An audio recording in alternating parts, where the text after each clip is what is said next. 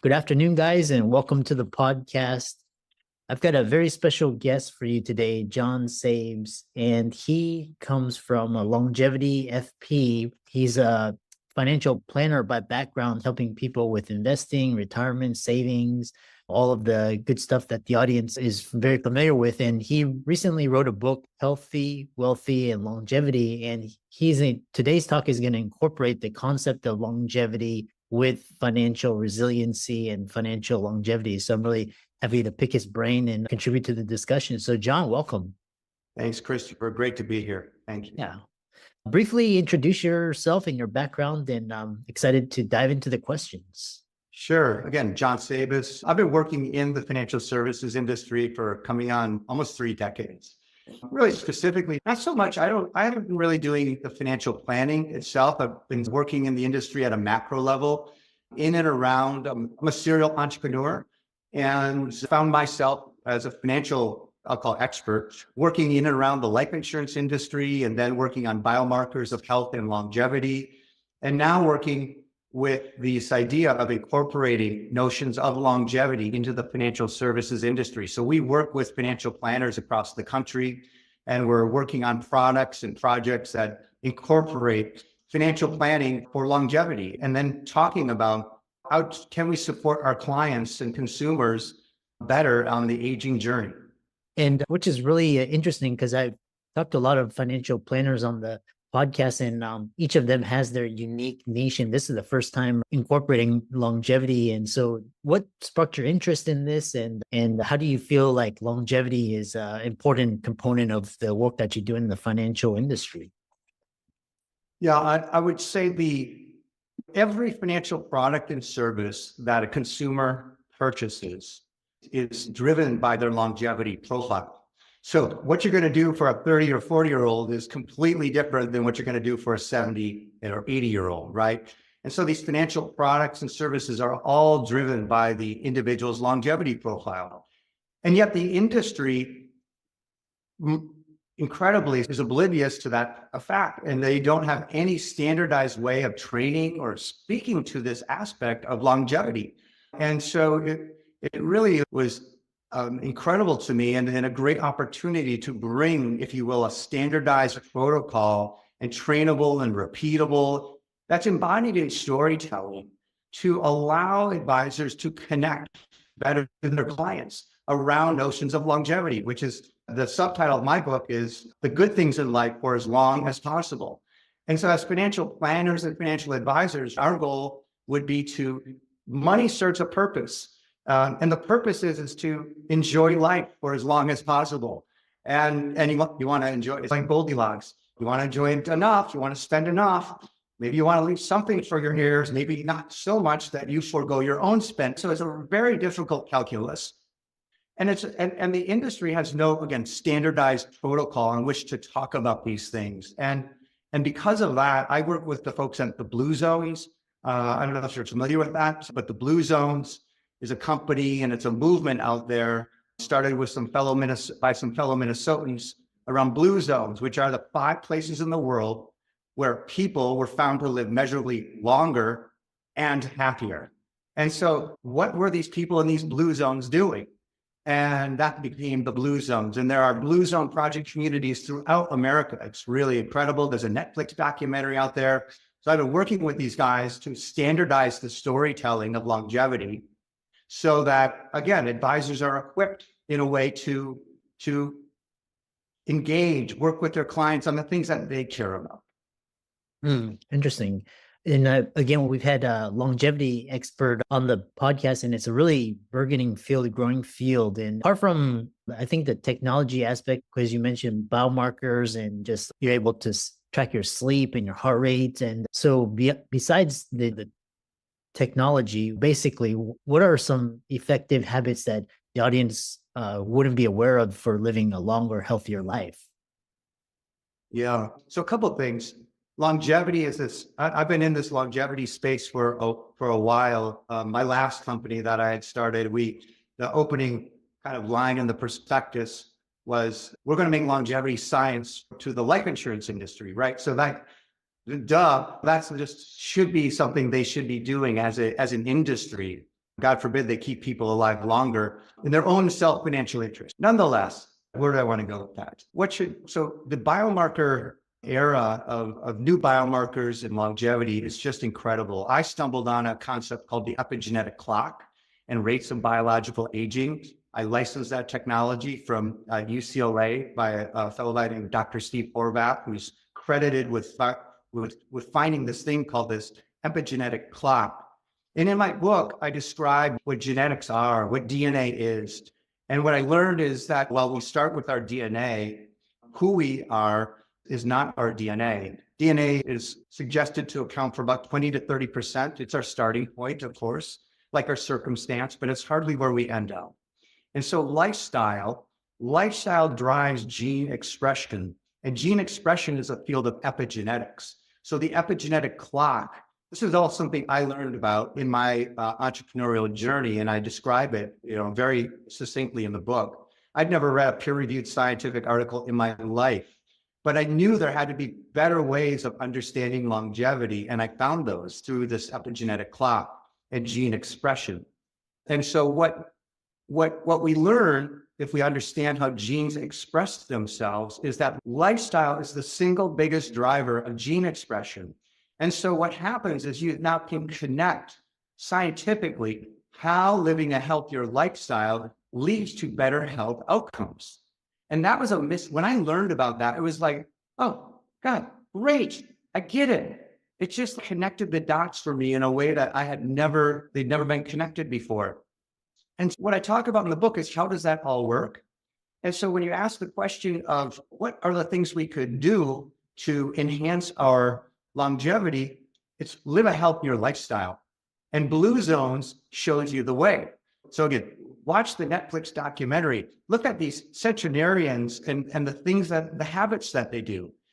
And they're not that complicated. Eat wisely, move more. And by the way, eat wisely can just be eat cleaner. It's not vegan. I'm not advocating you need to eat just greens. Move more doesn't mean go run a marathon. I've done ultra marathons. I'm a 5X Ironman. Move more means gardening. Move more means walking. Live with purpose, right? Purpose means your family, your business, your church. These are very open, approachable topics and connect with others. So those 4 things, if you bring those to your mind, if you hold an active intention to do more of those things, it will lead to a better lifestyle that you will live longer. That is the it. And here's the most amazing thing. You'll be happier. So you'll not only live longer, but you get to be happier. And that's, again, I think our singular goal that we're all on this journey is just be happy. Yeah, I think ultimately it's quality of life and happiness. And what I'm really interested in these, like they call it the compound effect. I think Darren Hardy talked about it, talking about small, like daily decisions that lead to significant long-term health benefits. Like what would some of those decisions revolve around? Oh man, you must have read my book. I believe this is it, where you really need to break things down to small actionable items that you can do in your everyday life. And what I call it the longevity factor in my book, because the longevity factor are these universal laws of nature that are at work and behind the scenes, notions of compounding.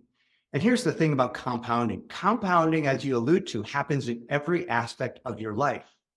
So you can compound your happiness, you can compound your health, just as you can compound your bank account. So eating a little more eating wisely today, living with a little purpose, connecting with someone. Chris, you and I are connecting today, which has already brought me these elements into my life that are going to compound over time, right? Compounding doesn't happen overnight. It's the longevity factor. It's how do raindrops on top of the Rocky Mountain and snow end up creating the Grand Canyon, right? It's thousands of miles away in time and distance and space, and yet we get the Grand Canyon. So that's what we're trying to do, right? We're putting these little drops in these important aspects of our life that can compound every aspect of your life. So again, eat more plants, drink less alcohol, don't smoke. And I like to say these 20%, it's the 80-20 rule, right? And most people know this 80-20 rule. 20% of the behaviors that we're talking about here are going to drive 80% of your longevity and your overall wellness feel. So get those basics right before we get into sort of the Aura Ring or taking a special supplement or doing this or doing that. I really encourage people to work on the basics. Yeah. Yeah. And like I said, the science and the technology has really started to blossom. The other aspect of longevity is mental health, which came into clear focus after COVID. And what strategies can we use to improve it? Why is it such a big issue in today's society when, pre-COVID, people rarely talked about it. Now we're talking about burnout and work-life balance. What can we do to improve it? Yeah. Coming back to the state of the science, it's a really interesting topic. We've reached a point, two things happened. I write about this in the book. Two things happened, and I saw this firsthand with my company that I was developing, that happened that we really entered a new era of I'll call precision medicine. And those two things were the development of mass DNA sequencing technology. So the first genome was sequenced in 2003. I hope I got that right, for a cost of $3 billion. Okay, it was the Human Genome Project. Today, a human genome can be sequenced for about the cost of a plane ticket. Okay, so we have mass DNA sequencing technology, which means everyone can get their DNA basically sequenced. The other thing that happened is the emergence of AI machine learning tools. So when you do DNA sequencing, you produce troves of information, like millions and millions of bits of information. And then you need to correlate those bits of information to lifestyle or to being or to heart conditions or a cancer. And so what you need is AI machine learning, because there's no way that a human can do this work. And I saw this. And in fact, we were on the front end of some of this work. We had hired our one of the top machine learning experts out of UPenn who ran their machine learning lab. And he's, John, there's this new service out there called Data Robot. We could get it for free. We were doing some of this baseline research. I said, get it, you gotta have it. And we literally saw these data robots go to work to look at epigenetic biomarkers, to correlate them to traditional biomarkers of health and wellness, your heart rate, your blood pressure, all these things. And so mass DNA sequencing machine, low cost, along with low cost accessible machine learning equals a new era of science of health and wellness. And you really want to stay aware of that. I say, what's the best thing, number one thing people can do for their overall longevity? Stay alive. If you stay alive, like another 5 years, we have no idea what's on the forefront in terms of medicine and health that will be available to you. Just wanted to drop that. Let's come back to wellness and well-being. That's a tough question. A lot of people struggle with that. What I suggest to folks, and I write about this in the book, is that focus on your health. You got to get your health. And by the way, it doesn't matter where you're at. It doesn't matter what age you're in. The body is so resilient. There's so many studies that show you, they take these 70-year-olds who've never done anything and they start walking regularly. They start eating a little bit better diet, and suddenly the body just responds incredibly. So no matter where you're at in your journey, just get those basic things right. And then the other one that I talk about and I connect is that financial prosperity. You got to connect the money. You've got to get control over that. And here's the great news, and I'll go back to my blue zones analogy. I call it the golden guidepost, because the people in blue zones are very financially poor by Western standards. Yet they're happy. Here's the good news. Most of us have enough. So we need to get our mindset right. We need to help our clients get their mindset right about what does enough mean and how to engage it. These behaviors don't cost a lot of money to put that phone down, to walk, to garden, to cook, just a little bit will go a real long way. Yeah. And because I really love this, we're tying it to, because money is an important component because we have to use it to live and put a roof over our heads, get around, eat. And the question is, I think this is perpetuated by our consumer society and mainstream media and all the advertisers and getting you to think that everybody has to live in the Hamptons or to be happy. When you say like how much, in general, and I know it depends on expenses, but in general, enough, how much is enough so where you can focus on longevity? Is it 1 million? Is it 10 million? Is it 500,000? Is it just being happy? Talk about that. Yeah, first of all, just like they say it's expensive to be poor, it's expensive to be unhealthy. Okay. Really, the expense that drives into your budgetary. So I'm just going to come back to health when we think about money. At the same time, I hate these happiness books. They talk about happiness and this and that, but they don't talk about money. They talk about getting a career that you like. Duh, but why do I have a career in the first place? It's to earn money. No one can focus on their well-being if they're about to be evicted from their home, back on their mortgage, can't afford growth like this. So getting comfortable and getting in control of your financial situation, wherever it is day one. They say a lot of well-being is driven by our sense of control. We don't want to be out of control. And here's the good news. If you live in this country and you're listening to this, you've already won. This is the ovarian lottery by Warren Buffett. To be alive right now, to be born in this country, you've won in all of human history. And more likely than not, you have enough. And so we just need to recalibrate what your expectation is, get your mind right around that. It's not a comparison game, but what's the saying? Comparison is the thief of all joy.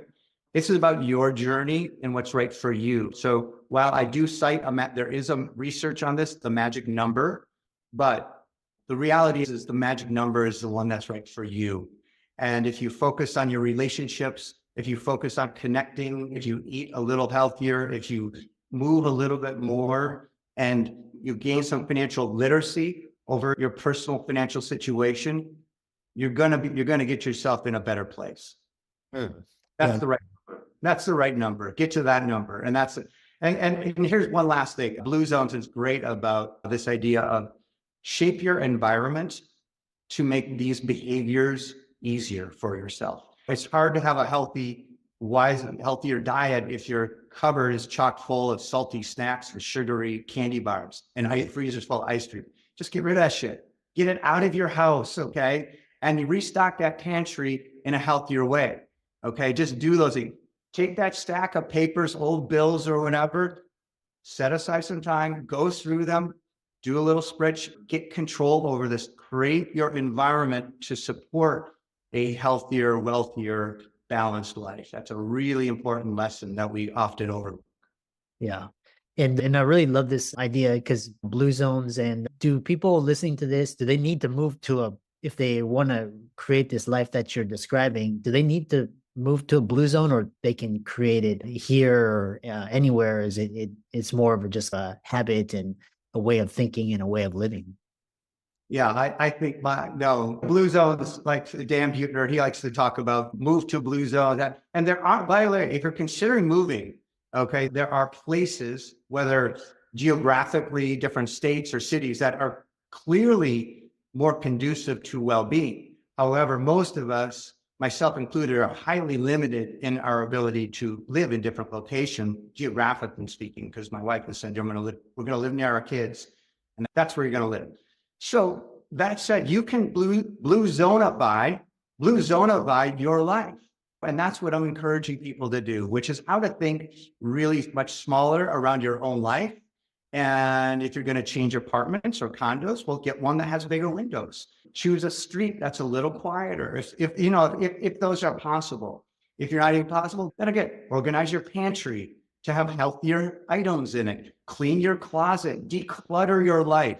Okay, these are all techniques that I believe will blue zone up by your life. So I like to say, create your own personal blue zone space. Yeah. Yeah, I love that. I really enjoyed this discussion, and it goes beyond the topic of money. And really what's important is being able to live and make choices and decisions. And if people wanted to check out the book and contact you, connect with you, follow you, learn more from you, how can they do that? Yeah, books available on Amazon, Healthy, Wealthy, Longevity, the good things in life for as long as possible. I'm on Instagram at Jon Sabes, JonSabes, or my website, jonsabes.com. So really appreciate the conversation and hope people liked it too. Yeah, I think they'll really enjoy this. And longevity is really an important topic, financial independence. And thanks so much for coming on and keep up the great work. Thanks, Chris.